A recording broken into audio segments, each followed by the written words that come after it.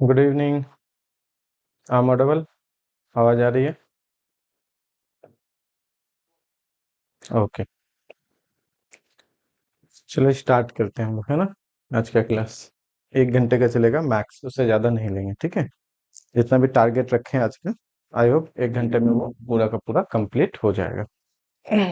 Okay, start करते हैं। One second. Good evening everyone. आज हम लोग क्या देखने वाले हैं, ओडीई का लेक्चर नंबर 6 पर डिस्कस करेंगे।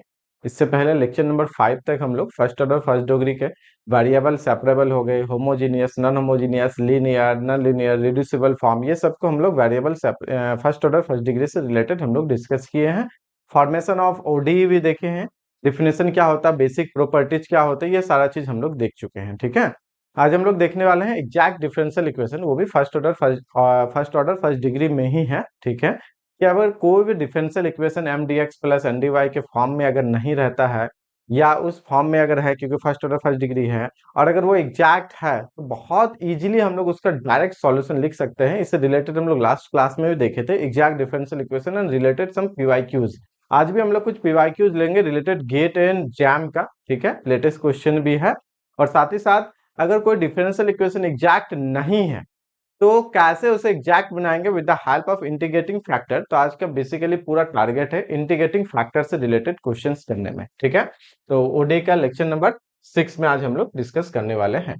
सबसे पहले अगर हम लोग देखें, थोड़ा सा रिकॉल करते हैं प्रीवियस क्लास से, लेक्चर नंबर 5 से, कि अगर कोई भी डिफरेंशियल इक्वेशन एग्जैक्ट है तो उसका नेसेसरी एंड सफिशिएंट कंडीशन क्या है। तो यहाँ पे पार्शियल डेरिवेटिव m का y के रिस्पेक्ट में बराबर होना चाहिए पार्शियल डेरिवेटिव n का x के रिस्पेक्ट में, ठीक है। कैसा differential equation, m d x plus n d y, जो कि first order first degree differential equation है, ठीक है ना। क्लियर है? दोनों साइड से है, अगर एग्जैक्ट है तो ये बराबर होंगे, अगर ये बराबर है तो एग्जैक्ट है, नेसेसरी एंड सफिशिएंट। तो अगर किसी भी डिफरेंशियल इक्वेशन को चेक करना है कि वो एग्जैक्ट है कि नहीं, पहले उसे इस फॉर्म में कन्वर्ट करेंगे, फिर ये वाले फाइंड करेंगे। अगर ये इक्वल आ जाते हैं दैट मीन्स कि एग्जैक्ट है, इक्वल नहीं है तो एग्जैक्ट नहीं है। अगर एग्जैक्ट होता है तो उसका हम लोग क्या करते हैं ना, बहुत आसानी से यहाँ पे सॉल्यूशन लिख देते हैं। ये हम लोग ऑलरेडी कर चुके हैं, बहुत आसानी से सॉल्यूशन लिख देते हैं। तो सॉल्यूशन क्या हो जाएगा, सॉल्यूशन इज अगर हम लोग लिखे तो इंटीग्रेटिंग कर देते हैं m d x plus integrating, हम लोग ऐसा लिखे थे लास्ट क्लास में कि टर्म डू नॉट कंटेन, हाँ, term do not contain x किसमें, एन में, और इसको y के रिस्पेक्ट में करके इक्वल कर देंगे हम लोग c के रिस्पेक्ट में। और यहाँ पे m के लिए हम लोग बोले थे treating y as a constant, treating y as a constant, ठीक है। हम लोग ये चीजें पे डिस्कस कर चुके हैं। अगर कोई भी डिफरेंशियल इक्वेशन एग्जैक्ट है तो उसका ये जो होता है जनरल सॉल्यूशन होता है, where c is arbitrary constant. What do you mean by c? c is an arbitrary constant. Clear? तो ये सारा चीजें हम लोग देख चुके हैं। क्लियर है? हाँ, ठीक है। अब अगर मान लेते हैं कि कोई डिफरेंशियल इक्वेशन एग्जैक्ट नहीं है, बहुत सारा ऐसा डिफरेंशियल इक्वेशन है जो कि एग्जैक्ट नहीं होते हैं, तो हम लोग उसे क्या कर सकते हैं, एग्जैक्ट बना सकते हैं with the help of integrating factor. क्या कर सकते हैं, एग्जैक्ट हम लोग उसको बना सकते हैं, एग्जैक्ट में कन्वर्ट कर सकते हैं, ठीक है, इंटीग्रेटिंग फैक्टर के हेल्प से। तो आज का पूरा क्लास हमारा इंटीग्रेटिंग फैक्टर पे ही बेस्ड है। क्यों? क्योंकि एग्जैक्ट में है ना सॉल्यूशन बहुत आसान होता है। बस आपको ये पता करना है, जैसे ही वो एग्जैक्ट हो गया, या ऑलरेडी क्वेश्चन है या उसे बनाना पड़े, अगर एक बार एग्जैक्ट बन गया फटाक से उसका सॉल्यूशन दे देंगे। बहुत कम ही आपको कैलकुलेशन करने की आवश्यकता है और इससे बहुत इजीली सॉल्यूशन होंगे। किसी भी डिफरेंशियल इक्वेशन को जरूरी नहीं है कि सिर्फ एक ही मेथड से सॉल्व करेंगे, हो सकता है वो आपके लीनियर से भी हो सकता है आपके वेरिएबल सेपरेबल से भी हो सकता है आपके वो होमोजेनियस से भी हो सकता है वो आपके एग्जैक्ट से भी हो, ठीक है। बहुत सारे तरीके हो सकते हैं, बट डिपेंड करता है कि आपको कौन सा याद रहता है और कौन से मेथड आपके लिए इजी होते हैं, इस पे भी फोकस करना होता है ना। क्योंकि यूनिक मेथड नहीं है किसी भी डिफरेंशियल इक्वेशन को सॉल्व करने का, है ना। लॉट्स ऑफ वैरायटी के मेथड है हमारे पास, ठीक है ना। तो ये सारा चीजें हैं। आज क्या करेंगे हम लोग, जब एग्जैक्ट नहीं होता, फॉर एग्जाम्पल एक क्वेश्चन आपको दिखाते हैं। देखिए होता ना एग्जाम में, जैसे कि एक क्वेश्चन देते हैं यहीं पे, अगर हम लोग लिखे x d y plus y d x, suppose करते हैं इक्वल टू 0, तो ये क्या है, सबसे पहले क्या ये वेरिएबल सेपरेबल है? तो आंसर होगा हाँ, वेरिएबल सेपरेबल है। क्यों नहीं है? अगर हम लोग वाई डी एक्स करते हैं और माइनस एक्स डी वाई कर सकते हैं, तो यहां से लिख सकते हैं 1/x dx, और उधर कर सकते हैं -1/y dy, है या नहीं है? वेरिएबल सेपरेबल है। कोई इसे इस तरह से बनाओगे आपका आंसर थोड़ा सा आगे पीछे हो सकता है, कोई इशू नहीं होगा, आपका आंसर लॉग में आएगा, log x plus log y बराबर सी, ऐसा कुछ करके आएगा। कोई इसे सोचेगा कि अच्छा ये तो होमोजेनियस में भी है, हाँ बिल्कुल है, क्योंकि अगर आप dy बाई डी एक्स करोगे तो माइनस वाई बाई एक्स, ये तो होमोजेनियस में भी है। तो आप क्या करोगे, y बाय एक्स पुट कर दोगे v, या y बराबर वी एक्स, उसमें से आंसर करोगे, थोड़ा सा आंसर का फॉर्म चेंज होगा, लेकिन अगर आप चाहो तो एक सॉल्यूशन से दूसरे सॉल्यूशन में इजीली आप ट्रांसफॉर्म हो सकते हो, ट्रांसफॉर्म कर सकते हो। तो ये आपके होमोजेनियस भी है। कोई बोलेगा लीनियर है, हाँ बिल्कुल लीनियर है, ये आपके होमोजेनियस भी है। अगर इसको थोड़ा सा इधर कर दे तो dy by D x plus y by x यानी इक्वल टू जीरो, तो ये जीरो कांस्टेंट फंक्शन, वो एक्स के भी फंक्शन है, और यहाँ पे y के साथ 1/x इंटीग्रेटिंग फैक्टर में चला जाएगा, e to the power 1/x, है ना। तो ये लीनियर y में भी है, ये लीनियर भी है, ये होमोजेनियस भी है, वेरिएबल सेपरेबल भी है, आगे चल के ये एग्जैक्ट में भी हो सकता है, ठीक है ना। तो बहुत सारी चीजें, क्या ये एग्जैक्ट में है, तो एग्जैक्ट में चेक करने के लिए क्या करेंगे हम लोग, तो ये हो जाता है m, और ये हो जाते हैं हमारे n, n को x के रिस्पेक्ट में करना होता है, तो n को x के रिस्पेक्ट में करेंगे तो 1, m को y के रिस्पेक्ट में करना होता है, इसको y के रिस्पेक्ट में करेंगे 1, दोनों बराबर है, तो ये एग्जैक्ट भी है। तो डिपेंड करता है आप किस मेथड से इसे सॉल्व करेंगे, है ना। इसी तरीके से बहुत सारे क्वेश्चन डिफरेंट डिफरेंट मेथड से होंगे। कुछ क्वेश्चन आप पता चला नॉन होमोजीनियस से सॉल्व कर रहे हो, नॉन होमोजीनियस का है, लेकिन वो आपके एग्जैक्ट डिफरेंशियल इक्वेशन से बहुत जल्दी हो जाएगा, बस 2 स्टेप में, और आप नॉन होमोजीनियस में एकदम बहुत लंबा चौड़ा कर रहे हो, है ना। तो बहुत सारे मेथड अगर मुझे याद रहते हैं तो एग्जाम में सॉल्व करना क्वेश्चन को आसान हो जाता है ना। फटाफट छोटा छोटा मेथड से स्टार्ट करेंगे पहले, ठीक है। तो ये चीज है, इसीलिए आपको समझना, ये नहीं कि हाँ ये क्वेश्चन एक मेथड से हो गया छोड़ देंगे, बाकी को पढ़ने की जरूरत नहीं, ऐसा नहीं है, क्या पता दूसरे मेथड से उससे भी आसानी से हो जाए। चलिए अच्छी बात है। हम लोग यहाँ पे क्या करने वाले हैं, थोड़ा सा देखने वाले हैं, क्या, इंटीग्रेटिंग फैक्टर। इंटीग्रेटिंग फैक्टर कब यूज करेंगे, जब m dx plus n dy equal to zero, जो हमारा first order first degree differential equation है, अगर वो एग्जैक्ट नहीं है तो हम लोग क्या कर सकते हैं, एक फैक्टर, एक फंक्शन से मल्टीप्लाई करके उस डिफरेंशियल इक्वेशन को एग्जैक्ट बनाते हैं। वो जो फैक्टर या फंक्शन है, वो जो फैक्टर या फंक्शन है, उसी को हम लोग एज ए कहते हैं इंटीग्रेटिंग फैक्टर। क्यों, क्योंकि हम लोग बेसिकली इंटीग्रल कर रहे हैं, इंटीग्रेशन कर रहे हैं सॉल्यूशन के लिए, और एक ऐसा फैक्टर या एक ऐसा फंक्शन जो इंटीग्रल करने में आपको हेल्प कर रहा है तो इंटीग्रेटिंग फैक्टर कहलाता है, सिंपल सी नाम है, ठीक है। तो उसी चीज को यहाँ पे लिखे हैं कि mdx plus dy equal to zero is not exact differential equation, then it can be made exact by multiplying a function. अब मल्टीप्लाइंग अ फंक्शन पे डिपेंड करेगा कि कैसा फंक्शन है, तो उसी फंक्शन को निकालने का आज हम लोग क्या करेंगे, क्लास में काम करेंगे, ठीक है।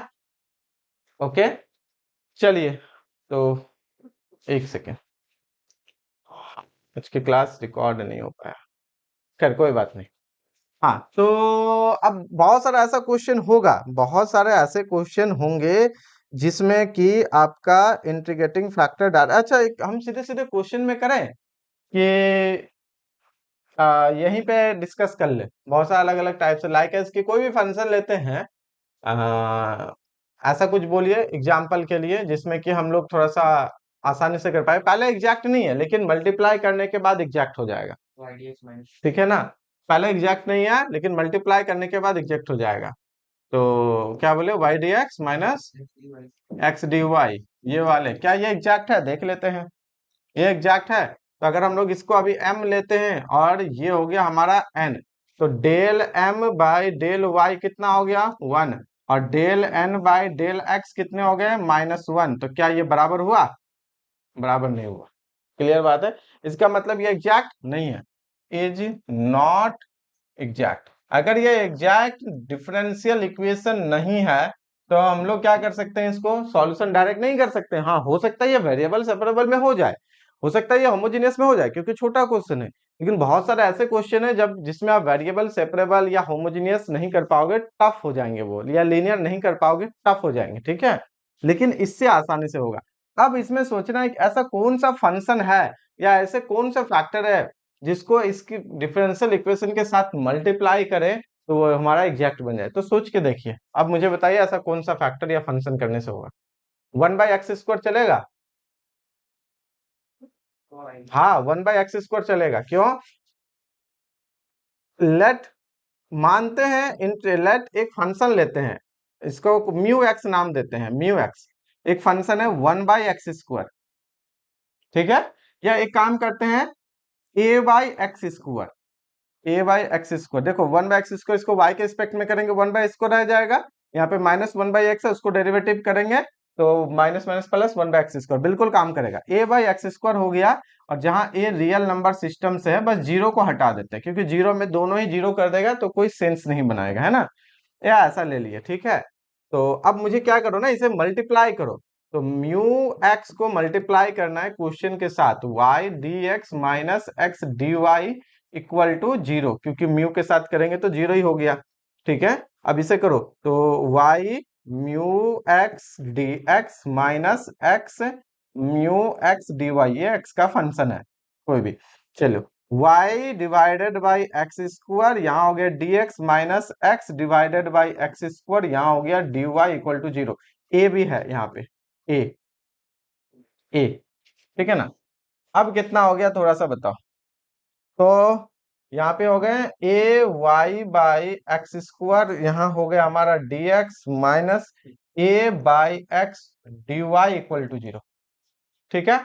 अब मुझे बताओ कि यहाँ पे क्या ये एग्जैक्ट है, तो अब की वीक के लिए ये न्यू वाले m और ये यहाँ पे न्यू वाले n है या ना। इस m को किसके रिस्पेक्ट में करना है, बोलो, y के रिस्पेक्ट में। y के रिस्पेक्ट में करोगे, a बाई एक्स स्क्वायर हो गए कांस्टेंट, y का हो गया 1। अच्छा, इस n को, n में एक ध्यान रखना, यहाँ पे n कौन सा है, n बराबर है यहाँ पे माइनस ए बाई एक्स, क्योंकि सैम्बल आपका प्लस में होता है, m d x plus n d y, है ना। अब इसे किसके रिस्पेक्ट में करना है, एक्स के रिस्पेक्ट में करना है। एक्स के रिस्पेक्ट में करना है तो ए बाई एक्स स्क्वायर, क्योंकि 1/x के minus 1/x square, minus minus plus A by x square. Clear है। तो ये चीजें अब की बार दोनों बराबर है, इसका मतलब जो है this is exact differential equation, exact differential equation. अगर ये एग्जैक्ट डिफरेंशियल इक्वेशन है तो इसका सॉल्यूशन क्या हो जाएगा, सॉल्यूशन सिंपल सी बात है, a y by x square d x, n वाले टर्म में वैसे लेना है जिसमें एक्स कंटेन ना करता हो, एक ही टर्म में एक्स कंटेन कर रहा है, खत्म है, इसके पास कुछ नहीं मिलेगा। 0 into d y equal to c, इसको कीजिए एक्स के रिस्पेक्ट में, वाई कांस्टेंट है तो हो गया 1/x स्क्वायर का इंटीग्रेशन माइनस 1/x, तो minus a y by x equal to c. या इसको और अच्छे से लिखना हो तो ऐसा कर देते हैं कि a y plus c x equal to zero, चलेगा। सी एक्स हो गया, ए वाई को लेफ्ट से राइट साइड लेके चले गए, तो a y plus c x equal to zero, आसानी से सॉल्व हो गया, आसानी से सॉल्व हो गया। अब ये जो एडिशनल में हमने मल्टीप्लाई किया है ना, इसी को कहते हैं इंटीग्रेटिंग फैक्टर। एक ऐसा फंक्शन जो गिवन डिफरेंशियल इक्वेशन के साथ मल्टीप्लाई करने पे वो हमारा डिफरेंशियल इक्वेशन को एग्जैक्ट बना देता है। A function or factor which multiplies given differential equation, है ना, is to be exact, then the given factor or function is called integrating factor। तो सिंपल से यहाँ पे हमारा क्या हो जाएगा, इंटीग्रेटिंग फैक्टर। इसी को हम लोग क्या कहेंगे, इसी को हम लोग यहाँ पे क्या कहते हैं, इंटीग्रेटिंग फैक्टर, या शॉर्टकट में कहते हैं आईएफ। इंटीग्रेटिंग फैक्टर या शॉर्टकट में हम लोग कहते हैं आईएफ, ठीक है। अब इसमें फिर एक सवाल आता है कि ऐसे कितने सारे फंक्शन हो सकते हैं, ऐसे कितने सारे फंक्शन हो सकते हैं। तो आंसर है इनफाइनाइट। क्यों, क्योंकि आप देख लीजिए, ए आप रियल नंबर से लिए हो, ए पे डिपेंड किया नहीं, क्या ए आप 1 लीजिए, 2 लीजिए, 3 लीजिए, पाई लीजिए, अल्फा लीजिए, √2 लीजिए, 1/2 लीजिए, 1/7 लीजिए, पाई/3 लीजिए, कोई फर्क नहीं पड़ेगा। जितना भी आप डिफरेंट ए के लिए करोगे, एक जस्ट एग्जांपल दे रहे हैं आपको, बहुत सारे इंटीग्रेटिंग फैक्टर मिलेंगे। तो इसका मतलब किसी भी डिफरेंशियल इक्वेशन के लिए we have infinitely many number of integrating factor. जरूरी नहीं है कि इसी फॉर्म में, हो सकता है कुछ अनदर फॉर्म में भी हो, कि ये सब तो something constant by x square के फॉर्म में हो सकता है, कुछ अनदर फॉर्म में भी आपको इंटीग्रेटिंग फैक्टर मिले। तो इंटीग्रेटिंग फैक्टर यूनिक नहीं होता है, कोई भी एक ऐसा फंक्शन जिसको गिवन डिफरेंशियल इक्वेशन के साथ मल्टीप्लाई कर दे, उसके बाद अगर वो एग्जैक्ट बन जाए तो उस टाइप के फंक्शन को इंटीग्रेटिंग फैक्टर कहते हैं। एग्जाम में डायरेक्ट आपको इंटीग्रेटिंग फैक्टर निकालने के लिए देते हैं, चाहे वो आपके जैम हो, नेट हो, गेट हो, किसी में भी हो, ठीक है। नेट में आप कम देते हैं, गेट और जैम में अभी भी इंटीग्रेटिंग फैक्टर निकालने के लिए देते हैं, और आपके जैम में तो 100% इस तरह के क्वेश्चंस आते हैं, ठीक है। कुछ पूछना है।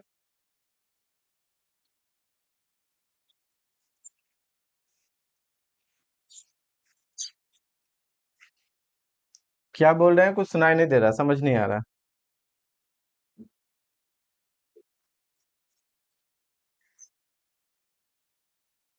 कहाँ जीरो डी वाई है? अरे ये वाले में से तो एन में वैसा टर्म को कंटेन करना है, एन में से जिसमें एक्स ना हो, एक ही टर्म ही है उसमें एक्स है, तो नहीं लेंगे ना। तो कितने टर्म बचे जिसमें एक्स नहीं है? जीरो। अगर एग्जैक्ट है, हाँ, term do not contain x in n, n में से वैसा टर्म को लेना जिसमें एक्स कंटेन ना हो। एन में एक ही टर्म ही है, एन में एक ही टर्म है माइनस ए बाई एक्स, और उसमें एक्स है, तो उसको नहीं लेंगे, तो रेस्ट ऑफ द कितना बचा? कहने का मतलब जीरो, इसलिए हम जीरो कर दिए। क्लियर है? ठीक है।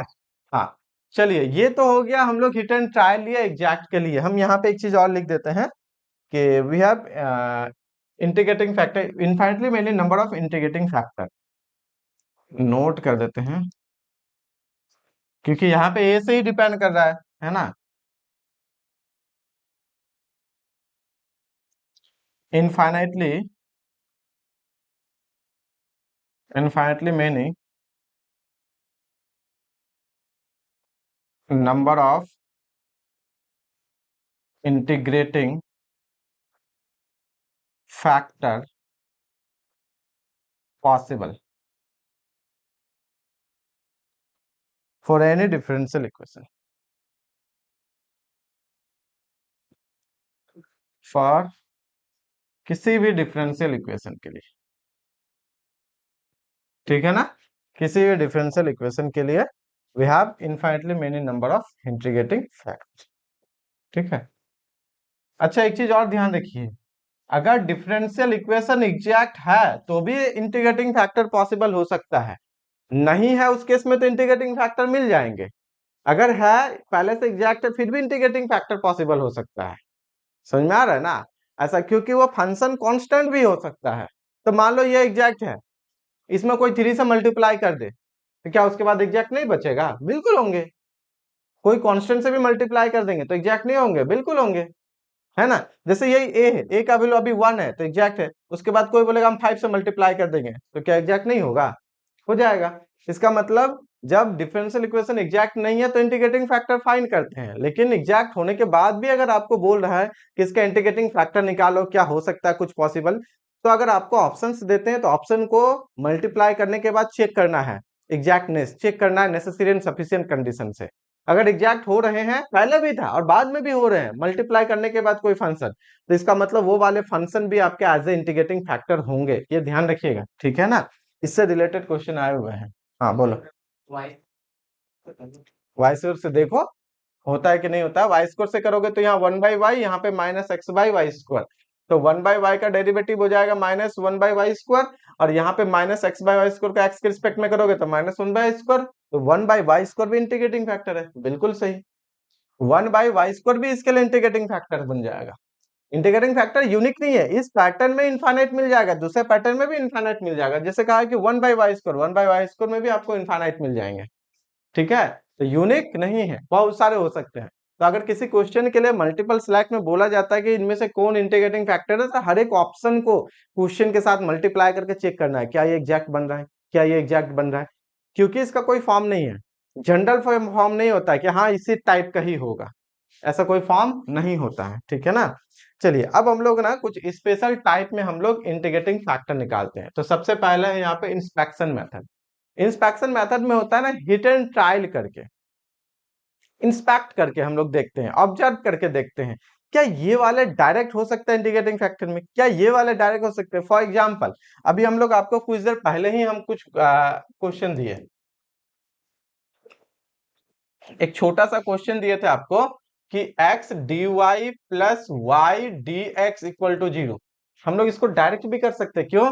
क्या इसको हम लोग डायरेक्ट नहीं लिख सकते हैं d of x y equal to zero? D of x y मतलब डेरिवेटिव एक्स और वाई का। तो ये क्या कहता है, एक्स को रख दीजिए, वाई का डेरिवेटिव डी वाई, किसी के रिस्पेक्ट में नहीं, सिर्फ only just a derivative. UV chain rule लग जाएगा, एक्स को रख देंगे वाई का डी वाई, ये वाला आ गया, प्लस वाई को रखेंगे एक्स का डी एक्स, ये वाले आ गए, नहीं आए? अब इसमें जब आप इंटीग्रेट करोगे तो डी ऑफ एक्स वाई, और इधर इंटीग्रेट करोगे तो क्या देंगे, लेफ्ट साइड में एक्स वाई, राइट साइड में कुछ नहीं, तो कांस्टेंट आ जाएगा। हो गया answer, x y equal to c. तो जो ये डायरेक्ट हिट एंड ट्रायल में आप इसको ऐसा लिख देना, ये हुआ इंस्पेक्शन करके, ऑब्जर्व करके। तो एक होता है सबसे पहले इंस्पेक्शन मेथड, कब हेल्प करते हैं, जब बड़े बड़े क्वेश्चन रहते हैं उसमें इस तरह के छोटे छोटे टर्म इंक्लूड है, तो आप अलग अलग करके इंस्पेक्ट करके आप लोग ऑब्जर्व करके हम लोग क्या कर सकते हैं, वहां पे क्वेश्चन को सॉल्व कर सकते हैं। तो इसमें बहुत सारे इंस्पेक्शन आते हैं, है ना, फिक्स नहीं है नंबर, बहुत सारे है। कोई ऐसा भी कर सकता है, जैसे हम देते हैं आपको, मान लेते हैं कि एक्स डी एक्स दे दिया, सपोज करते हैं। क्या क्वेश्चन है आपके पास, आपके पास है x d x plus y d y. कोई सोचेगा कि इसको तो ऐसा कर सकते हैं, क्योंकि एक्स स्क्वायर का इस तरह से कुछ बनता है। मान लो डी ऑफ एक्स स्क्वायर करेंगे तो क्या लिखेंगे, एक्स स्क्वायर का 2x और एक्स का dx। चलो 2 को तो एडजस्ट कर लेंगे, लेकिन एक्स dx बना ना। इसी तरीके से ऐसा करो, इसमें ना d of x square plus y square करो, इसके क्या बेनिफिट मिलेगा, एक्स स्क्वायर का 2x, एक्स का dx प्लस वाई स्क्वायर का 2y, वाई का dy। अगर 2 कॉमन ले ले, x dx plus Y 2y। एक काम करते हैं, इसमें डिवाइड कर देते हैं, 2 से ऊपर वाला ये बनेगा, 2 से डिवाइड करेंगे, ये वाला cancel, x dx plus y dy। Question नहीं आ गया है कि नहीं आया, तो ये इंस्पेक्ट करके हुआ, ठीक है। और बराबर 0 है, अब आप इंटीग्रेट कर दीजिए, एक काम कीजिए, 2 को इधर भी लेके आ जाएंगे, मल्टीप्लाई कर देंगे, कोई फर्क पड़ेगा नहीं पड़ेगा, ठीक है। इंटीग्रेट करते हैं, d of x square plus y square, और बराबर ये तो 0 ही हो गया, उधर जाएगा मल्टीप्लाई होगा, नहीं तो कांस्टेंट के साथ मल्टीप्लाई होंगे, अरेंजमेंट हो जाएगा, ठीक है। अब बताओ यहाँ पे कितना आ गया, तो हो गया x square plus y square equal to c. इसको डेरिवेटिव कीजिए, आपको यही आने वाला है, डेरिवेटिव कीजिए, आपको यही आने वाला है। बोलो समझ में आ रहा है, ठीक है ना। Where c is arbitrary constant. तो इंस्पेक्शन करके भी आपको देखना है, इंस्पेक्शन करके भी आपको देखना है, बात समझ में आ रही है, ये चीजें हैं क्लियर। कोई भी डाउट्स होगा पूछना है। चलो, तो इस तरह से कितना सारा इंस्पेक्शन होगा, बहुत सारा हो सकता है। हम यहाँ पे ना कुछ कुछ को लिख रहे हैं, सपोज करते हैं कि हम लोग जैसे एक ये वाले हो गए, एक ये वाले हो गए, अलग अलग टाइप का बोलिए आप। लाइक एज कि हम लोग डी ऑफ एक्स, यहाँ पे डी ऑफ, जैसे एक्स वाई हो गया, एक्स स्क्वायर वाई लिख देते हैं, तो इसका कितना आएगा, एक्स स्क्वायर को रख देते हैं, वाई का डी वाई प्लस वाई को लिख देंगे, एक्स स्क्वायर का 2x, वाई को लिख दिया, और x का dx। अगर क्वेश्चन में ऐसा रहा, इसको डायरेक्ट हम लोग d of x square y लिख सकते हैं। क्वेश्चन में ऐसा रहेगा तो आप डायरेक्ट इसको ऐसा लिख सकते हैं, ठीक है। बहुत सारा है इस तरह से। मान लेते हैं कि D of tan inverse x लिख देते हैं, बस इतना ही। तो tan इनवर्स x का तो हम लोग आसानी से कर लेते हैं ना, tan इनवर्स x का आसानी से कर लेते हैं। चलो y बाई x कर लेते हैं, क्योंकि tan इनवर्स x में तो हम लोग को पता ही है 1/1 प्लस एक्स स्क्वायर रहता है, तो हम लोग सीधे सीधे tan इनवर्स x कर लेते हैं, ठीक है। y बाई x कर लेते हैं, अगर इस फॉर्म में तो कैसा होगा बोलो, 1/1 plus y square by x square into d of y by x, होगा ना। D of y by x क्या होता है, तो हम यहाँ पे एक लिख देते हैं, इसको कर देंगे थर्ड, यहाँ पे second. D of y by x का बोलो क्या होगा, तो ये हो जाएंगे आप हमारे एक्स स्क्वायर, एक्स रह गया वाई के डी वाई माइनस वाई रह गया एक्स के डी एक्स। तो अगर ऐसा रहता है क्वेश्चन में, तो हम लोग ये कर सकते हैं, है ना। समटाइम्स आपको x d y minus y d x देगा, तो आप सोचोगे उसको कैसे करेंगे, एक काम करते उसको डिवाइड करता है एक्स स्क्वायर से, एक बन जाएगा ना आसान से। तो आपको अरेंजमेंट करना है, इंस्पेक्शन में भी अरेंजमेंट करना है, बड़े बड़े क्वेश्चन को अरेंजमेंट करके छोटा बनाना है, फिर देखिए आपको वहां से आसानी से सॉल्व होने लगेगा, ठीक है।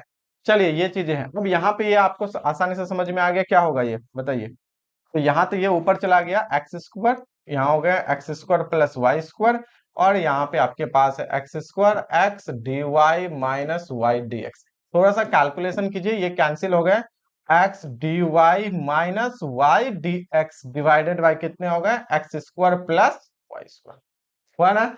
अब रिप्लेस कर दो एक दूसरे का, तीसरा number d of tan inverse, अगर हमारे पास x बाई वाई हो तब क्या करेंगे, x बाई वाई में रिप्लेस हो गया, इसमें तो कोई चेंजेस नहीं होगा, यहाँ चेंजेस हो जाएंगे, और उस केस में आपके कितने हो जाएंगे, y dx minus x dy हो जाएगा, और नीचे तो आपके वही सेम टू सेम ही रह जाएंगे, क्योंकि फर्क नहीं पड़ेगा, राइट, डिनोमिनेटर में फर्क नहीं पड़ेंगे।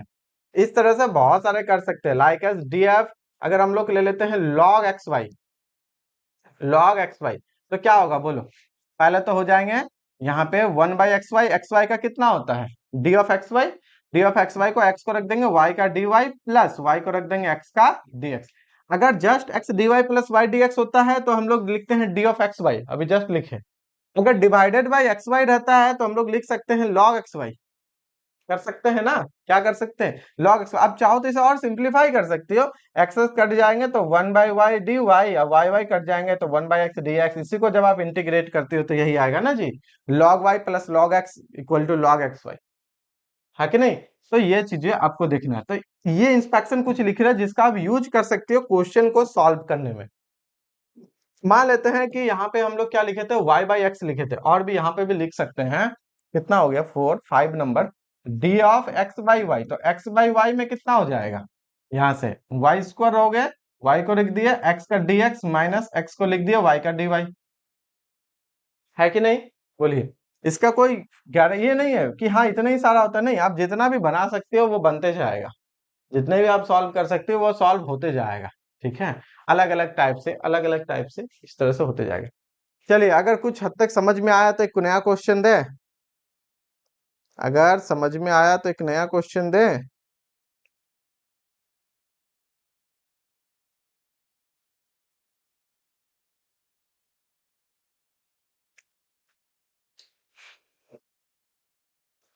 ठीक है, देखो जितना भी हो कुछ लिख दिया ना, बाकी अब तुम लोग खुद से भी कर सकते हो, ठीक है ना। एक क्वेश्चन देते हैं छोटा सा, यहाँ पे 3 मिनट का टाइमिंग देते हैं, सॉल्व करने का ट्राई करो। इंस्पेक्शन से सॉल्व हो जाए तो आंसर में मुझे बताना यस या नो, या आंसर कमेंट कर सकते हो। जो भी मीट से है और गूगल यूट्यूब से लाइव है, दोनों सॉल्व कीजिए। कुछ यूट्यूब से लाइव भी है, कुछ मीट में है।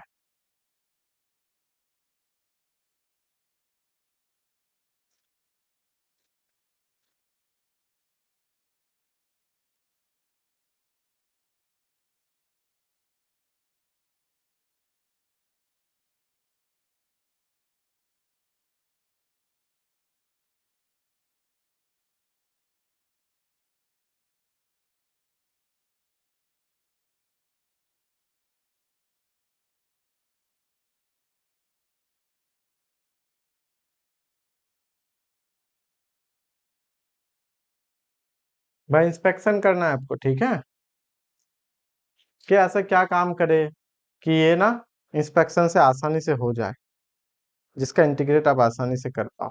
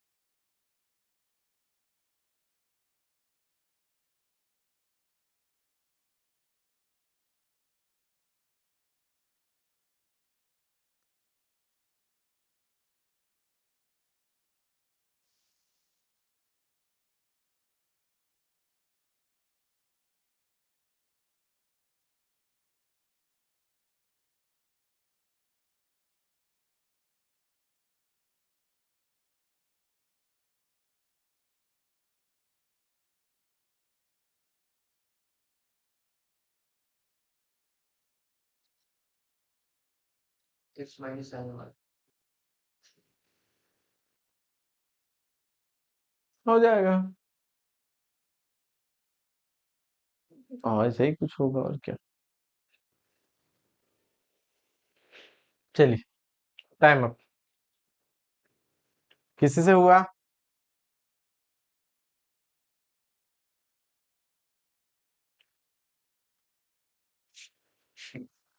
नहीं हुआ।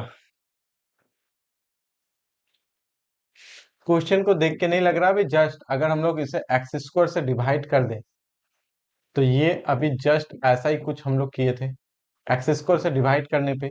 अब इसे देखिए, एक्स स्क्वायर से डिवाइड करेंगे तो 1 + x² बाई x², यहाँ हो गया dx। और जैसे एक्स स्क्वायर से करेंगे तो यहाँ पे sin y इक्वल टू 0।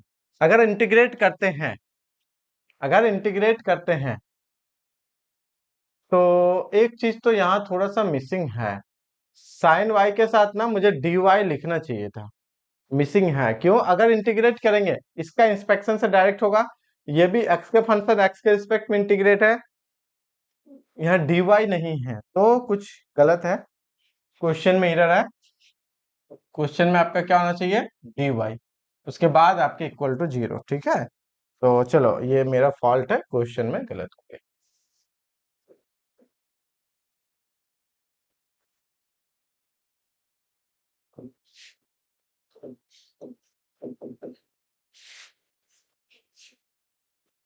यहाँ पे हो जाएंगे dy इक्वल टू 0। अब ये देखिए y dx minus x d y by x square, इसका भी जस्ट ऐसा ही कुछ देखें। y dx minus x d y by x square था वहां पे, है ना? y dx minus x d y by x square ऐसा ही कुछ है, बस यहाँ नेगेटिव ले लेंगे कॉमन। नेगेटिव कॉमन लेंगे तो y dx minus x d y by x square, negative common लेंगे तो यहाँ नेगेटिव आ जाएगा। इसका मतलब d of minus d of y by x, minus d of y by x. इसको हम लोग बहुत आसानी से लिख सकते हैं। क्या लिख सकते हैं? Minus d of y by x. जैसे आप इसको कीजिएगा तो आपको यही देने वाला है, प्लस इसको क्या लिख सकते हैं? 1/x² प्लस 1 dx, और ये तो आपके साइन y dy। अब गौर से देखिए, dy के साथ y का फंक्शन, dx के साथ x का फंक्शन है, ये तो डायरेक्ट हो गया इंस्पेक्शन से। तो अब क्या करना है? सिंपली इंटीग्रेट करना है। क्या करना है? इंटीग्रेट करना है। इसे इंटीग्रेट कर दीजिए, 1/x² प्लस 1, ये आपके हो गए dx, और यहाँ इंटीग्रेट करना है sin y dy, right side में इंटीग्रेट कर देंगे, किसी के रिस्पेक्ट में नहीं, ऑटोमेटिक जो जिसके साथ होने वाला है वो हो जाएंगे। इंटीग्रेट और डिफरेंशिएशन कैंसिल हो जाएंगे, तो ये हो जाएंगे माइनस वाई बाई एक्स। यहाँ पे कितने हो जाएंगे? -1/x प्लस x, और साइन y का कितना आता है? Minus of cos y equal to, हर जगह ज्यादातर तो माइनस ही है, तो माइनस c ले लेते हैं, अच्छा लगेगा। यहाँ पे कितने हो गए? y बाई एक्स, उसके बाद हो गए प्लस 1/x, फिर प्लस हो जाएंगे कॉस y, और माइनस x इक्वल टू सी। ठीक है, तो हम लोग ऐसे इसको एज ए आंसर रख सकते हैं। हम लोग ऐसे इसे एज ए आंसर रख सकते हैं, जो भी आपका यहाँ पे आया, y by x plus 1/x plus cos y minus x, ये वाले माइनस हमारा यहाँ पे क्या हो गया? कॉमन हो गया। ठीक, इस वाले को सिंप्लीफाई किए। ये सिंप्लीफाई कैसे हुआ? लग रहा है कि अच्छा आपको आना चाहिए कि कुछ डिवाइड कर दे, कुछ मल्टीप्लाई कर दे, जिससे कि हमारा डायरेक्ट डेरिवेटिव के फॉर्म में आ जाए। यही डायरेक्ट डेरिवेटिव में कई सारा, आप बहुत सारा हो सकता है, बुक्स में आपको ना 15-20 मिलेंगे इस तरीके का, हमने 5 तक लिखा है अलग अलग टाइप के। जैसे लाइक आप डी ऑफ कर दीजिए, y² बाई एक्स कर दिए समटाइम, ठीक है, ऐसा कुछ लिखे हैं? नहीं लिखे हैं, कर दीजिए ऐसा। ठीक है, उसी तरह से फिर 7 में अब बना लीजिए, 7 में D of x² by y² type से कर देते हैं। 8 में D of x² by y type में कर देते हैं। फिर आप अलग अलग और भी लिख सकते हैं। 9 में मान लेते हैं, यहाँ पे 9 में लेते हैं d of e⁻x by y कर देते हैं। इतना जितना कि सिंपल क्वेश्चन में आप उससे याद रख पाओ। इंस्पेक्शन में ना आपको थोड़ा कुछ याद रखने पड़ेंगे बड़े क्वेश्चन को सॉल्व करने के लिए, कि समटाइम्स इंस्पेक्शन हो जाए। अगर इससे नहीं होता है, क्योंकि क्वेश्चन में तो आपको लिखा हुआ नहीं रहेगा कि आपको एग्जैक्ट से बनाना है, इससे बनाना है, उससे बनाना है, इंटीग्रेटिंग फैक्टर चाहिए नहीं चाहिए। अगर सिंपल सॉल्व रहा तो जो भी आपके माइंड में आता है उससे पहले सॉल्व करना है। ठीक है, चलिए अब हम लोग क्या करते हैं, कुछ स्पेशल टाइप में से चलते हैं। मान लेते हैं कि इंस्पेक्शन काम नहीं आया, तो हमारे पास अभी भी 5 टाइप के इंटीग्रेटिंग फैक्टर पॉसिबल है। ये भी एक इंटीग्रेटिंग फैक्टर है हिट एंड ट्रायल में। अब क्या है? 5 टाइप के integrating factor, type 1, type 2, type 3, type 4, type 5। अलग अलग टाइप में कुछ कंडीशंस हैं कि क्वेश्चन इस कंडीशन में होना चाहिए तो इस टाइप के इंटीग्रेटिंग फैक्टर होंगे, क्वेश्चन इस कंडीशन में होने चाहिए तो इस टाइप के इंटीग्रेटिंग फैक्टर होंगे। ठीक है ना, तो सारे टाइप्स को देखेंगे रिलेटेड, एक एक क्वेश्चन हम लोग एज ए अभी देखने वाले हैं एग्जाम्पल, और कुछ क्वेश्चन आपके एक्सरसाइज रहेंगे। तो इससे रिलेटेड हम कुछ क्वेश्चन ऑलरेडी मेंशन करके रखे हैं, साथ ही साथ उसका हमने आंसर भी लिख दिया है। ठीक है, आप सॉल्व करके आंसर मैच करके अपना कंफर्म कर लीजिएगा। जैसे इसी क्वेश्चन को देख लीजिए, ये नॉन होमोजीनियस है, लेकिन नॉन होमोजीनियस से सॉल्व करने में टाइम लगेगा, बट आप अगर एग्जैक्टनेस से सॉल्व करते हैं या इंटीग्रेटिंग फैक्टर निकाल के, तो बहुत आसानी से आपको रिजल्ट मिल जाएगा। तो मैटर करता है, ठीक है ना। चलिए, ये कुछ है, क्लास ज्वाइन करना चाहें तो कर सकते हैं। ओके, एक छोटा सा क्वेश्चन यहाँ भी ऑलरेडी मेंशन है जो कि पूछा हुआ पहले, लेकिन इंपॉर्टेंट है। आप अभी तक में से एग्जैक्ट को समझ पाए या नहीं समझ पाए हैं, या इंटीग्रेटिंग फैक्टर क्या होता है, या एग्जैक्टनेस क्या होते हैं किसी भी डिफरेंशियल इक्वेशन को, उसको टेस्ट करने के लिए ये क्वेश्चन दिए हैं। आपको आंसर करना है 2 मिनट के अंदर, ज्यादा टाइमिंग नहीं देंगे। या ठीक है, अभी के लिए 3 मिनट दे रहे हैं, फटाक से मुझे बताओ। फिर हम लोग चलेंगे टाइप में से, और कुछ और भी एक्सरसाइजेज हैं आपके लिए, बट इसको बताइए, क्या मेरी आवाज आ रही है सबको? ओके, ठीक है।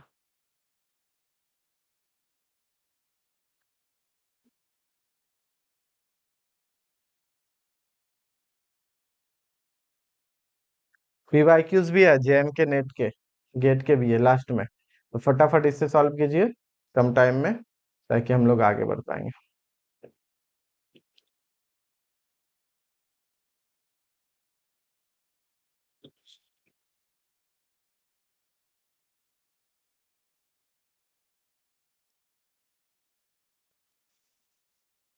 ठीक है, 1 मिनट बाद हम स्टार्ट करते हैं सॉल्व करना।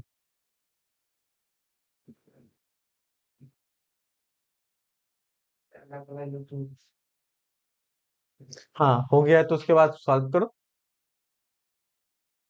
जिसका लैम्डा निकल चुका उसके बाद क्वेश्चन को सॉल्व कीजिए।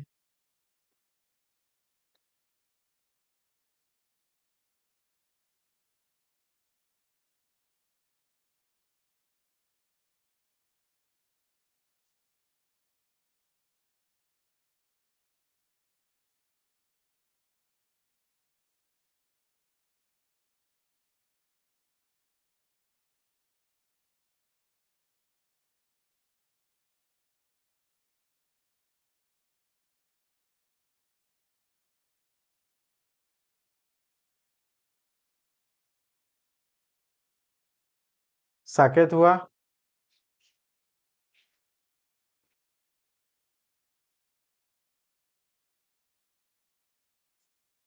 प्रतिभा, लैम्डा का वैल्यू निकला?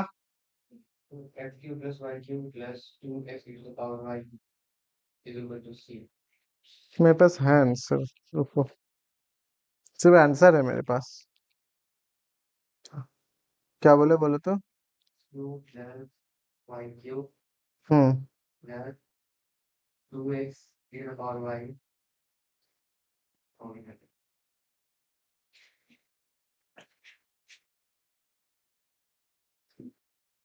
जिससे नहीं हुआ गलत बात है, कोई फायदा नहीं है बोल के फिर। अब लैम्डा निकालना जिसके लिए एग्जैक्ट है, अगर ये एग्जैक्ट है, अगर ये एग्जैक्ट है, तो नेसेसरी एंड सफिशिएंट कंडीशन से ही तो निकलेगा।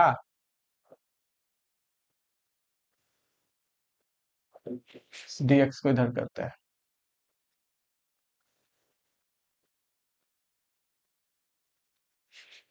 है ना। से मान लेते हैं एन, से मान लेते हैं m, m d x plus n d y. Exactness क्या कहता है? It's exact, is exact, exact differential equation. Question में दिया है कि ये एग्जैक्ट है, तो लेमडा का वैल्यू निकालिए। तो नेसेसरी एंड सफिशिएंट क्या कहेगा, अभी जस्ट हम लोग लिखे भी थे। नेसेसरी एंड सफिशिएंट क्या कहेगा, अगर कोई डिफरेंशियल इक्वेशन एग्जैक्ट है तो ये बराबर होते हैं, यही ना कहेगा। पार्शियल डेरिवेटिव एम का वाई के रिस्पेक्ट में इक्वल होंगे पार्शियल डेरिवेटिव एन के एक्स के रिस्पेक्ट में, तो ये बराबर है, तो इसी को तो बराबर करना, और कैसे निकालेंगे, कोई तरीका थोड़ी होगा। ठीक है, तो नेसेसरी एंड सफिशिएंट कंडीशन से हम लोग यहाँ पे देख लेंगे, by by necessary and sufficient condition कि पार्शियल डेरिवेटिव m का y के रिस्पेक्ट में इक्वल होते हैं पार्शियल डेरिवेटिव n x के रिस्पेक्ट में।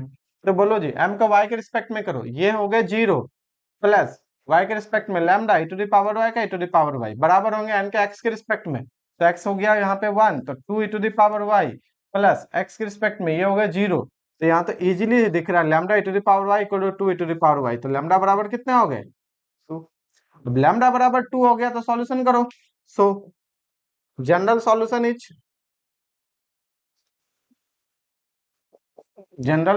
इज गिवन बाय, कैसे देते हैं? तो ये है हमारा m, m को करना है x के रिस्पेक्ट में, m को करना है x के रिस्पेक्ट में। आ जाओ, कितना है 3x²। अब लैम्डा का वैल्यू निकल चुका है 2 e⁻y, इसको करना है x के रिस्पेक्ट में x। n में से y से टर्म लेना है जिसमें x कंटेंट ना करता हो, इसमें x है, हटा दो, इसमें x नहीं है, ये वाले ले लेंगे और राइट साइड हो जाएंगे c। अब यहां से सॉल्व करो, ये कितने हो गए x³, ये कितने हो गए 2x e⁻y, क्योंकि y ट्रीट होता है एज ए कांस्टेंट। ये कितने हो गए y³ बराबर c, ये हो गया हमारा answer. x³ plus 2x e⁻y plus y³ equal to c। क्या क्लियर है? ठीक है, तो इस तरीके से हम लोग क्वेश्चंस को डिस्कस कर सकते हैं, ऐसे ही हम लोग क्वेश्चन को डिस्कस कर सकते हैं। ठीक है, चलिए फटाफट करके ये अब आपका चलते हैं हम लोग इंटीग्रेटिंग फैक्टर के अलग अलग टाइप में। पहला टाइप 1, जब आपके m d x plus n d y is not exact, exact है उसके बाद भी इंटीग्रेटिंग फैक्टर होते हैं, लेकिन अभी हम लोग डिस्कस करेंगे जब एग्जैक्ट नहीं है।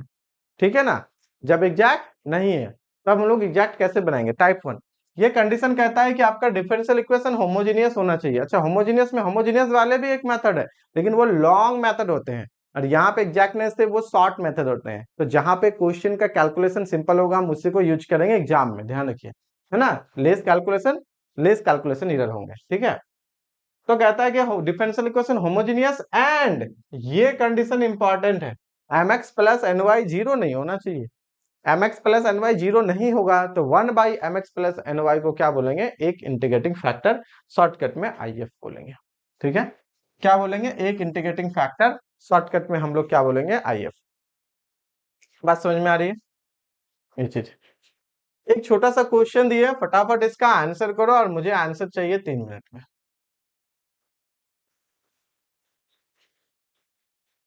कुछ है नहीं इसमें, इसी को यूज करो और आंसर बता दो। 5 टाइप में 5 क्वेश्चन करेंगे आज के क्लास के लिए, मेन टारगेट है, और आपके लिए एक्सरसाइज भी बहुत सारा रखे हैं। और बाकी हम लोग ना इसके क्वेश्चन को भी कल डिस्कस करेंगे।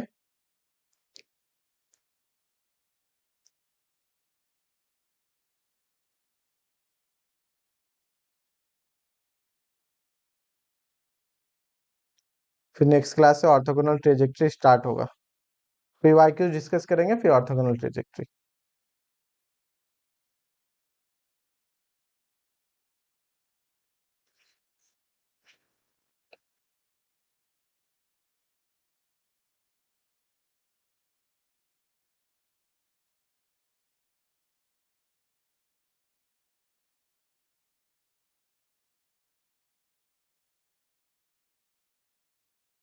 करो।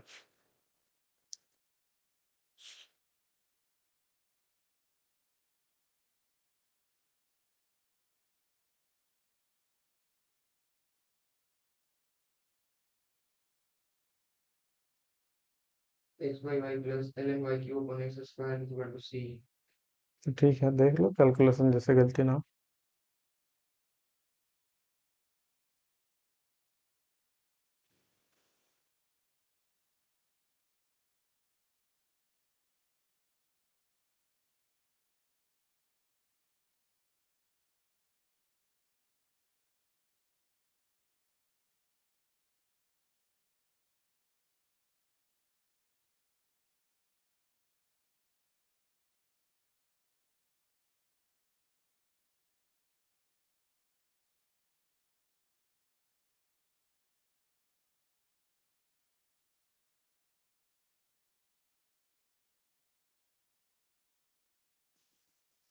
जब भी ऐसा क्वेश्चन करिएगा पहले एक बार चेक कर लेना कि वो एग्जैक्ट है कि नहीं है। अगर एग्जैक्ट है तो डायरेक्ट आंसर, अगर नहीं है तो हम लोग इंटीग्रेटिंग फैक्टर यूज करेंगे, लेकिन अभी हम जितना देंगे वो एग्जैक्ट नहीं है। अब ये मान के चलिए, ये m है, y के रिस्पेक्ट में कीजिए, ये n है, x के रिस्पेक्ट में कीजिए, बराबर नहीं मिलेंगे। ठीक है, क्लियर। और अगर बराबर हो गए तो सीधे सॉल्यूशन, नहीं हुए तब हम लोग करेंगे। क्या ये होमोजेनियस है? हाँ है, 3 3 3 3। सारे टर्म के वेरिएबल का पावर सम करने पे सेम आता है, सेम दैट इज 3 3 3 3, है ना। 2+1 3, 2+1 3, 2+1 3, यहाँ पे 3, सारे टर्म जितने भी टर्म है उसका वेरिएबल का पावर्स को ऐड करेंगे तो वो इक्वल आना चाहिए। तो यहाँ पे वो ये होमोजेनियस है। तो हम लोग क्या करने वाले हैं, mx plus N Y which is in the form of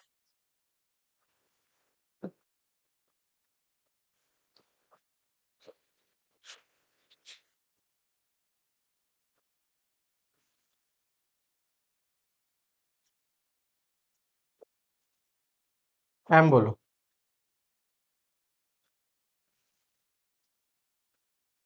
n, बोलो, ठीक है। ये इस फॉर्म में है, होमोजेनियस भी है लेकिन एग्जैक्ट नहीं होगा। तो m x plus N y बोलो,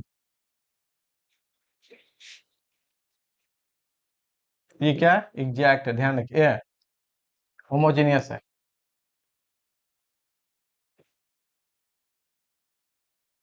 होमोजेनियस है, होमोजेनियस है। और m x plus N y, m x plus N y, इसको नाउ करो, m x plus N y, इसको एक्स से मल्टीप्लाई करो, x square y square, x से करेंगे 2x² वाई स्क्वायर, एक्स से कर देंगे तो, ओ सॉरी यहाँ पे गलत हो गया, यहाँ पे गलत हो गया, एक्स से करेंगे तो एक्स क्यूब हो जाएंगे, वाई माइनस एक्स से करेंगे x square y square plus, इसको वाई से करना है तो हो गया 3x² Y square minus Y से करना है तो एक्स क्यूब वाई। देखो जी क्या क्या होता है, कुछ कटेगा उटेगा, कटेगा ना।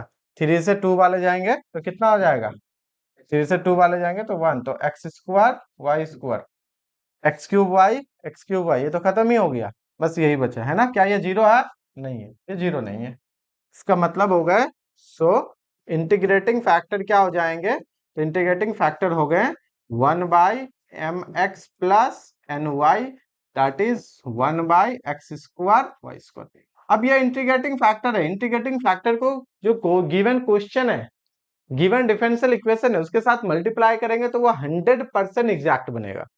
हम ये नहीं कह रहे हैं कि इसके अलावा दूसरे इंटीग्रेटिंग फैक्टर नहीं हो सकते हैं, बहुत सारे अलग अलग हो सकते हैं, लेकिन ये मेथड एटलीस्ट एक इंटीग्रेटिंग फैक्टर तो जरूर देगा, है ना।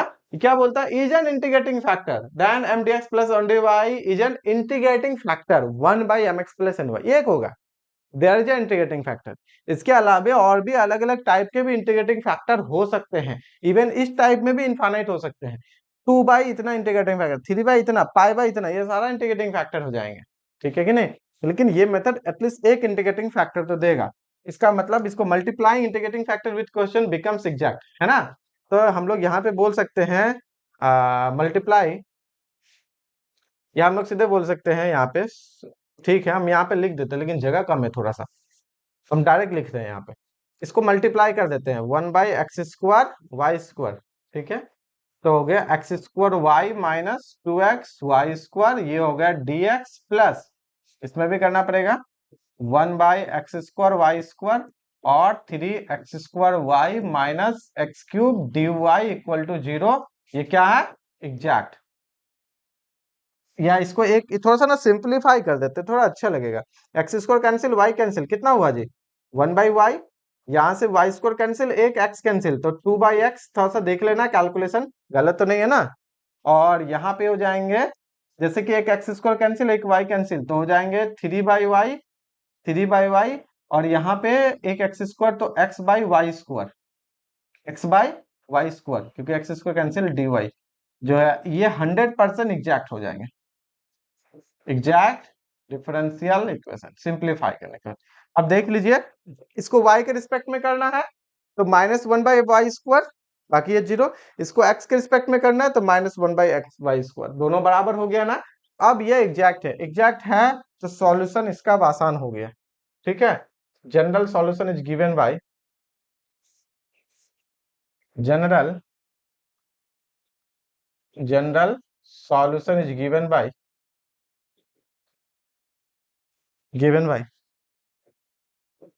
कितना हो गया, 1/y minus 2/x dx plus ये ऐसा टर्म लेना जिसमें एक्स कंटेन नहीं करता हो, इसमें एक्स है, हटा दीजिए, 3/y सिर्फ आएगा, और यहाँ पे dy इक्वल टू सी, तो यहाँ हो गया x/y -2 ln x, और यहाँ पे हो जाएंगे 3 ln y इक्वल टू सी। यदि ऐसा और थोड़ा सा सिंप्लीफाई करना चाहे तो कर सकते हैं, x/y प्लस ln ले लेते हैं, ये हो जाएंगे आपके y³ और यहाँ पे x², तो डिवाइडेड बाय x² कर देते हैं बराबर सी। बहुत कोई इसे एक्सपोनेंशियल में भी देगा, इसे कर देंगे ln c और इसको उधर ले जाके एक्सपोनेंशियल में डाल देंगे, ठीक है। तो जैसा भी हो, आप इतना भी चाहो तो आंसर अपना रख सकते हैं, आप चाहो तो इसे ही आंसर रख सकते हो, कोई इशू नहीं है, ठीक है। Where c is our arbitrary constant. This is type 1। What about type 2? तो टाइप 2 है यहाँ पे 4 मिनट इस क्वेश्चन के लिए। आंसर सही था ना वो वाला?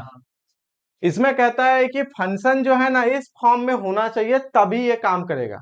पिछला में होमोजीनियस था, दूसरा में y dx के साथ y कॉमन आ जाएंगे और dy के साथ x कॉमन आएंगे, पहले ये ध्यान देना है। दूसरा, फंक्शन ऑफ एक्स वाई होना चाहिए, मतलब जब भी फंक्शन आएंगे x इंटू वाई के फॉर्म में आएंगे, जैसे कि एक्स वाई, x² y² एक साथ आ रहे हैं, 1/xy, 1/3xy का होल स्क्वायर, तो जब भी फंक्शन आएंगे एक साथ आएंगे और dx के साथ y कॉमन होंगे, dy के साथ x कॉमन होंगे, तभी ये फॉर्म बनेगा। अगर इस फॉर्म में है और आपके पास mx माइनस ny जीरो नहीं है, तो 1/mx-ny is an integrating factor, ध्यान रखिएगा। इसके अलावे भी हो सकते हैं, लेकिन ये मेथड कहता है हम नॉन एग्जैक्ट डिफरेंशियल इक्वेशन का इस पैटर्न को फॉलो करने वाला एक इंटीग्रेटिंग फैक्टर तो हम देंगे ही देंगे।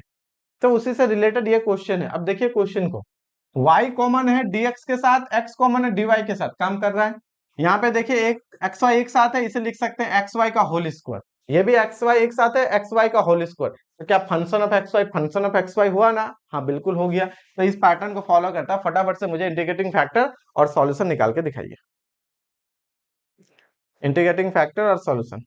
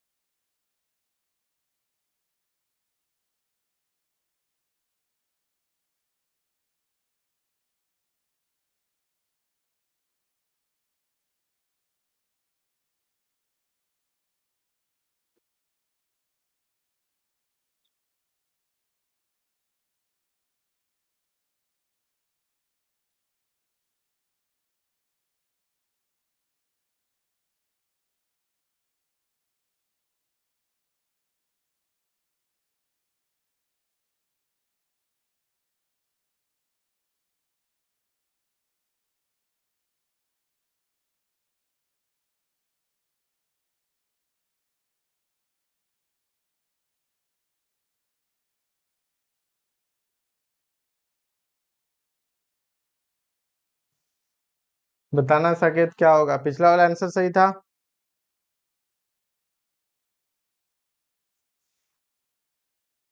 हम्म। तो बस इधर बताओ, पांचों टाइप का 5 क्वेश्चन करेंगे, ठीक है। और उसके बाद फिर आज का क्लास एंड कर देंगे, ज्यादा नहीं करेंगे। फिर कल देखेंगे हम लोग टाइप 2 के लिए, तब तक हम सॉल्व करते हैं। ठीक है, हम यहाँ फटाफट देख लेंगे। हाँ।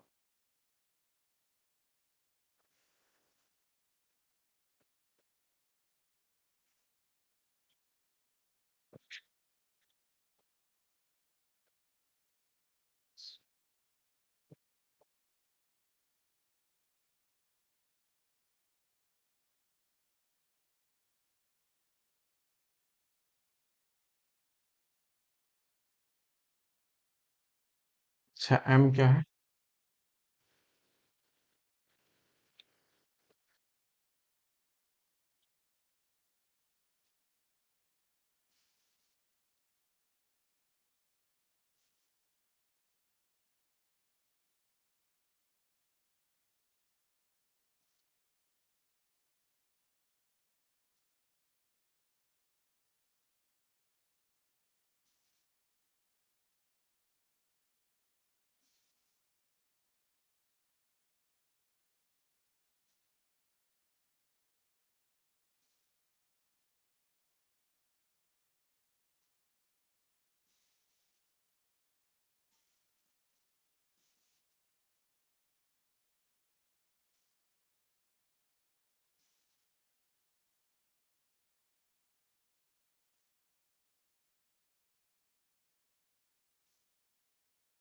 कितना हो कटेगा?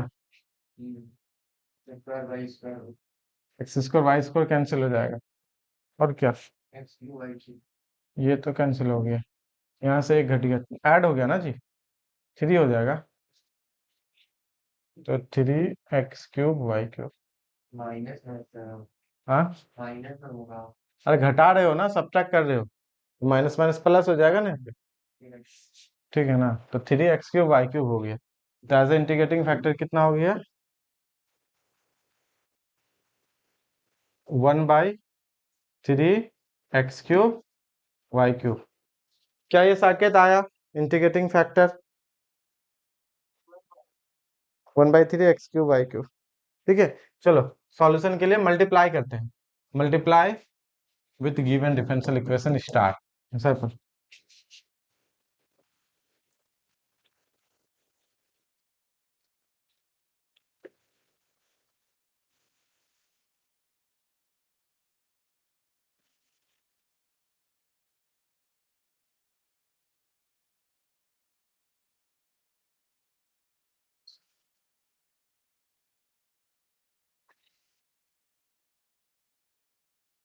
बोलो सॉल्यूशन चेंज हो जाएगा तो तुम्हारा।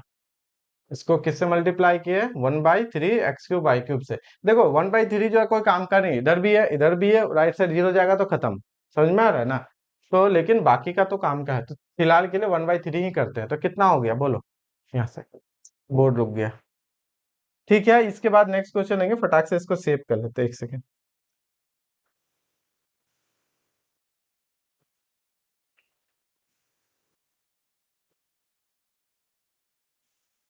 हाँ, तो ये तो हो गया। नेक्स्ट वाले बताओ।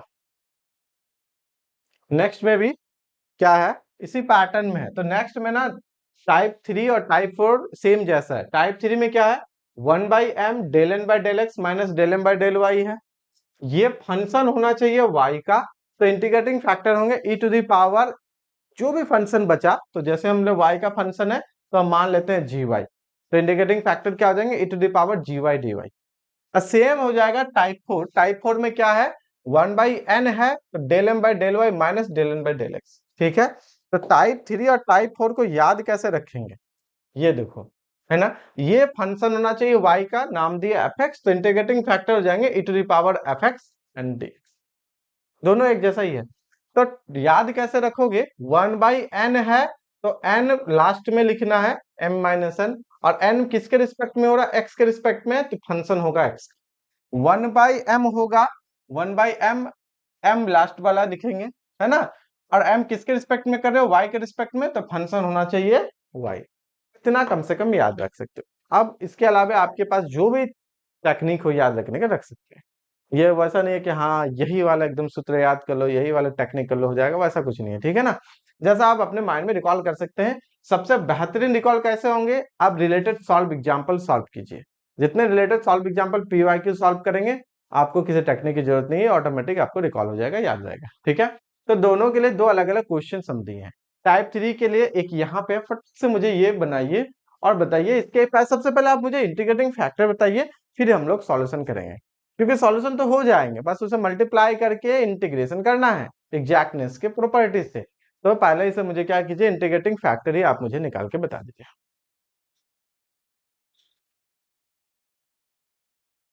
जो भी यूट्यूब से या जो भी गूगल मीट से।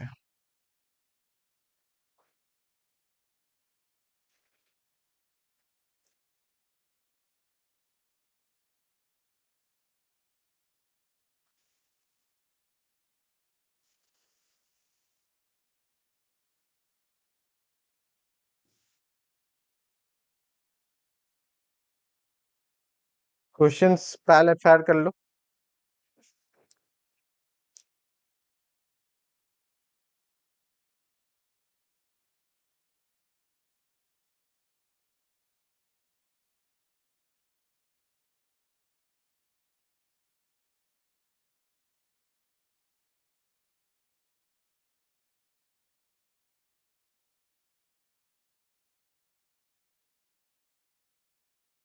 लिख लिए क्वेश्चन?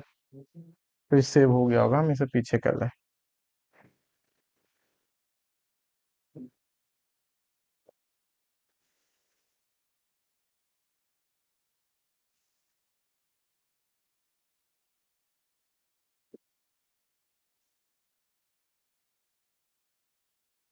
कितना तारीख है आज? 7। 7 तारीख है ना? यस। नहीं हुआ अभी।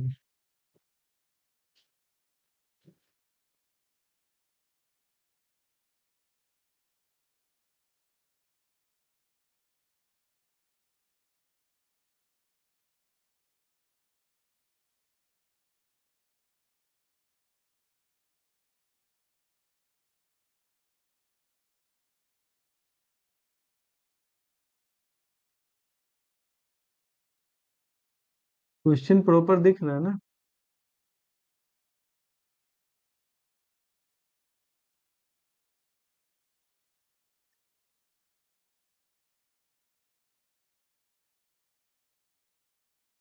इसको सॉल्व कर लो, बाकी को कुछ एज एक्सरसाइज दे देंगे। पीवाईक्यू आज के लिए एक्सरसाइज रहेगा, कल हम लोग उसको कर लेंगे, ठीक है?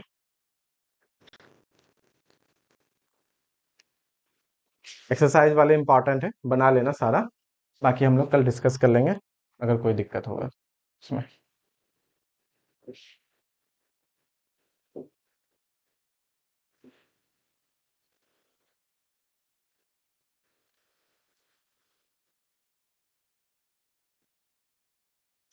ये हटे तब ना।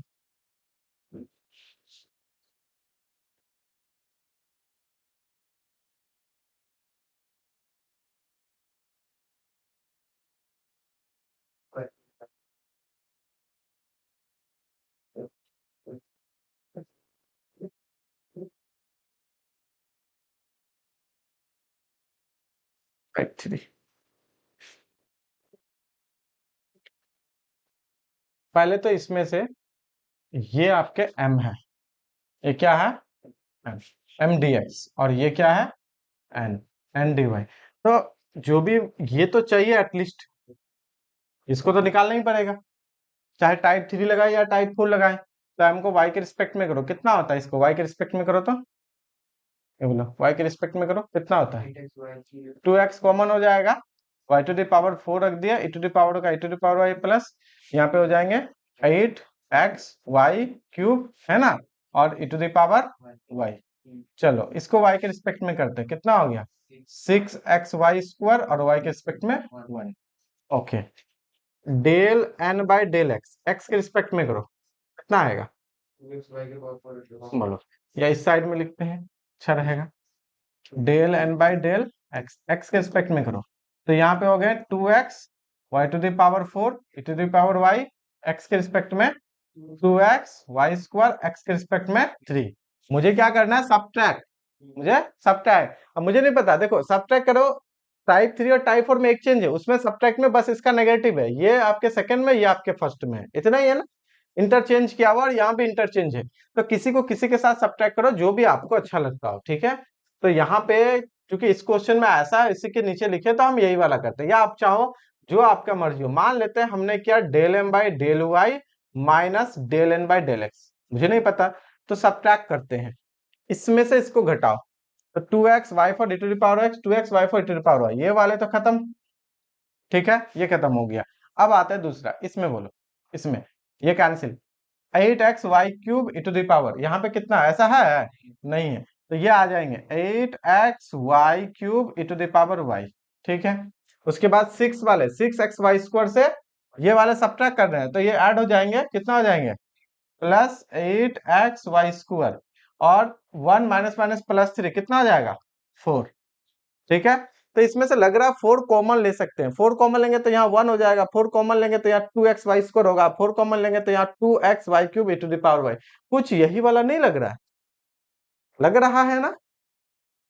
अगर 4 कॉमन लेते हैं तो ऐसा ही कुछ हो जाएगा, नहीं होगा? लेकिन एक थोड़ा सा प्रॉब्लम है, इसमें आपका y आता है, यहाँ पे वो y नहीं है, तो एक काम करते हैं ना, y से मल्टीप्लाई कर सकते हैं, डिवाइड कर सकते हैं, क्योंकि y 4 है, y³ है, y है, तो y³ है, यहाँ y³ के जगह स्क्वायर है, यार नहीं है तो नहीं हो जाएगा?